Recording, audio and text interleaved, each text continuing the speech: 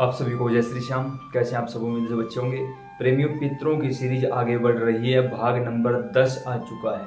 आज का टॉपिक है कि घर के उत पितरों को कैसे प्रसन्न करें या फिर घर के नाराज पितरों को कैसे प्रसन्न करें। सभी पितर प्रसन्न होंगे इस विधि से।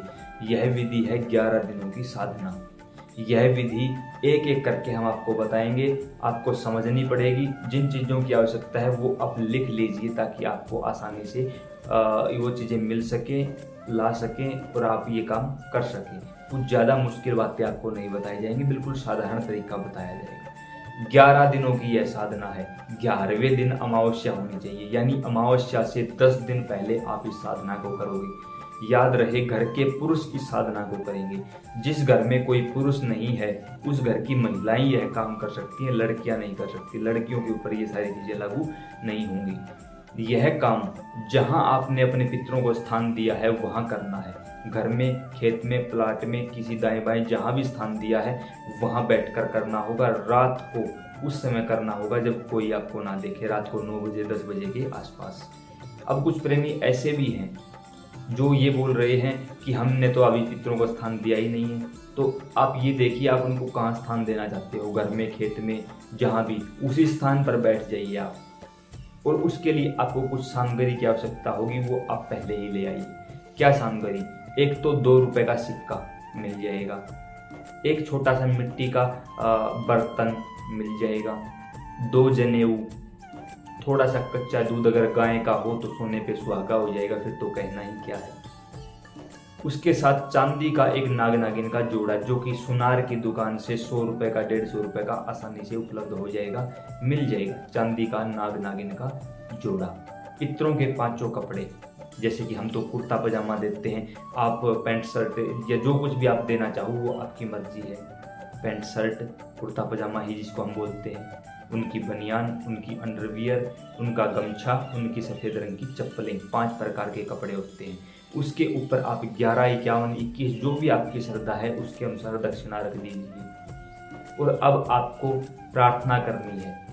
रात को 9 बजे के बाद अकेले बैठकर उनके सामने हाथ में जल लेना है और बोलना है कि हे मेरे पितर देवताओं। अगर आपको उनका नाम पता है तो नाम लीजिए, नाम नहीं पता तो बोल देना। मेरे घर के, शब्दों पे ध्यान दीजिएगा, मेरे घर के सभी पितर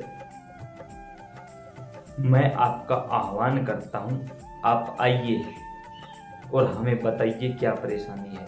मेरा नाम ये है, पिता का या पति का नाम ये है, इस जगह का स्थायी निवासी हूँ, मेरा गोत्र ये है, मेरे कुल देवी कुल देवता ये हैं, और हे मेरे पितरों, मैं आपके बारे में नहीं जानता, बस आपका आह्वान करता हूँ, आप आइए। जब कुल देवी कुल देवता का नाम लोगे तो आपकी सुरक्षा में दोनों शक्तियाँ खड़ी हो जाएंगी और किसी गलत चीज को आपके पास पहुंचने से रोक देंगी। आसन पर बैठकर यह प्रक्रिया होगी। जमीन पर बैठकर कभी कोई साधना नहीं की जाती। जमीन के ऊपर आसन लगाइए, आसन के ऊपर विराजमान होकर अपनी साधना को कंटिन्यू करिए। अब आपको करना क्या होगा? रात के समय आपको एक चौमुखा दीपक जलाना होगा। दीपक के अंदर 2 बातियां थोड़ी सी लंबी ले लीजिए, जिन्हें दोनों तरफ से जलाओगे तो वो चौमुखा दीपक कहलाएगा। चौमुखा दीपक आपको जलाना है। अब सबसे पहले दीपक जलाया, फिर संकल्प किया, आह्वान किया अपने पितरों का। मिट्टी का जो आपके पास बर्तन था उस बर्तन में 2 लड्डू रख लीजिए। एक लड्डू के ऊपर नाग, एक के ऊपर नागिन रख लीजिए। जनेऊ भी वहीं रख दीजिए। और अब आपके पास जो 2 रुपए का सिक्का था वहीं डाल दीजिए। थोड़ा सा दूध है, ओम श्री पितर देवाय नमः, ऐसा 3 बार बोलकर एक लड्डू पर, 3 बार बोलकर एक लड्डू पर आपको चढ़ाना है। उसके बाद आपको वहीं बैठे बैठे आप कोई गुरु मंत्र करते हो, कोई अन्य मंत्र जाप करते हो तो वो जाप करो, माला चलाते हो माला चलाइए। इनमें से कुछ भी नहीं करते तो पितर देवताओं का मंत्र करो, ओम श्री पितर देवाय नमः, बिल्कुल सिंपल साधारण मंत्र है। या फिर पितृ गायत्री मंत्र आप कर सकते हो, ओम श्री पितृगणाय विद्महे जगत धारिणी धीमहि तन्नो पितरो प्रचोदयात्। यह जो पितृ गायत्री मंत्र है हम नीचे डिस्क्रिप्शन बॉक्स में इसको हिंदी में लिख देंगे, आप इसका जाप कर सकते हो।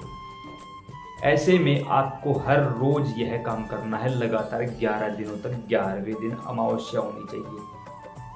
इस दौरान आपको कम से कम 15 मिनट वहीं पर बैठकर पूजा करनी है। वहीं पर बैठकर दीपक के अंदर घी डाल दीजिए, गाय का मिले भैंस का मिले जो भी उपलब्ध हो सके, घी का दीपक जलेगा और इस दौरान कंटिन्यू 15 मिनट तक लगातार आपको इस मंत्र का जाप करना है, अपने पितरों का आह्वान करना है। इन 11 दिनों के अंदर अंदर आपको आपके पितर सौपन के माध्यम से दर्शन देंगे, बताएंगे वो किस हाल में है। अगर आपके पितरों का आपको नाम पता है और वो थोड़े से मजबूत हैं, वो बलवान हैं, तो वो आपके दीपक में भी आपको दिखाई देंगे या फिर आपके शरीर पर आकर अपने होने का एहसास आपको दिखाएंगे। जब लगे कि मेरे शरीर पर सवारी आने वाली है, कुछ ऐसा अनुभव हो जाता है इंसान को, तो अगले दिन किसी को बोल देना और पास में कोई ऐसा बर्तन रख लेना कि जैसे ही सवारी आने को हो आप उस बर्तन को थोड़ा सा गिराएं और सामने वाला समझकर आपके पास आ जाए, ताकि अगर कुछ पूछना है तो वो उनसे पूछ ले। यह काम आपको रात को 9 बजे के बाद करना है।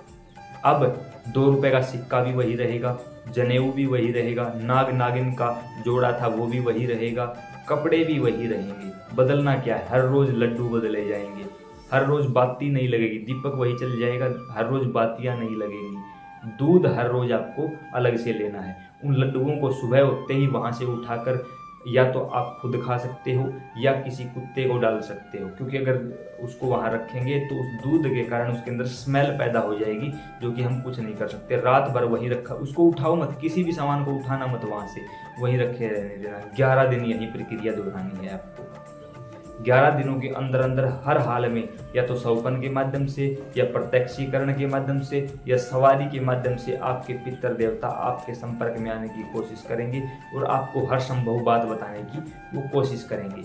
फिर भी मान के चलो 1% ऐसा कोई अनुभव आपको नहीं होता, तो भी इसमें घबराने की कोई बात नहीं है। आपने जो विधि अपनाई है वो विधि काम करेगी, हर हाल में करेगी। अब पितर दिखाई दे ना दे, सवारी ले ना ले, कुछ बोले ना बोले, कोई फायदा नहीं, मतलब फायदा ये नहीं है कि कोई भी इसमें नुकसान नहीं है, कोई दिक्कत नहीं है, कोई परेशानी नहीं है। तो ऐसे में जैसे ही अमावस्या आए, 11 दिन आपके पूरे हो चुके हैं, हर रोज सोने से पहले प्रार्थना करनी है कि पितर देवताओं जहाँ भी हो मुझे सौपन के माध्यम से दर्शन दो। 101% आपको दर्शन मिलेंगे, वो दर्शन देंगे, आशीर्वाद मुद्रा में दिखाई देंगे, सफ़ेद कपड़े पहने हुए दिखाई देंगे, खुश दिखाई देंगे, आशीर्वाद देते हुए दिखाई देंगे, कुछ ना कुछ बोलते हुए दिखाई देंगे। तो समझ जाना आपके पितर आपसे खुश हैं। बाई चांस कोई संकेत ना मिले तो घबराना मत, कंटिन्यू चलते रहने देना, क्योंकि इन 11 दिनों की साधना से आपने आपके पितरों को खुश कर लिया है। अब अमावस्या की रात को 11वां दिन होगा, तो अमावस्या से अगले दिन जो सामान वहां पर है, अगर कपड़े खुद पहन सकते हो तो कपड़े सिलवा कर खुद पहनो, सभी का इस्तेमाल करो। मैं खुद ही करता हूँ भाई, मैं किसी को नहीं देता बाहर। लगता है खुद नहीं पहन सकते तो किसी भी गरीब को, किसी भी ब्राह्मण को, या जो कोई भी ले सकता हो उसको दान दे दीजिए। लगे कि ये सिलवा कर पहन लेगा उसको देना, ये लगे कि जाते ही फेंक देगा उसको कुछ मत देना। उसके साथ साथ जो सामान ऐसा बचा है आपका, उस सामान को आप किसी भी पीपल के पेड़ के नीचे रखवा सकते हो। हर रोज जो 2 लड्डू निकाले हैं या तो कुत्ते को डाल दीजिए, किसी अन्य जानवर को खिला दीजिए, खुद खा सकते हो, खुद भी थोड़ा थोड़ा बांट के परिवार के सभी सदस्य उसको खा सकते हैं, कोई परेशानी नहीं होगी।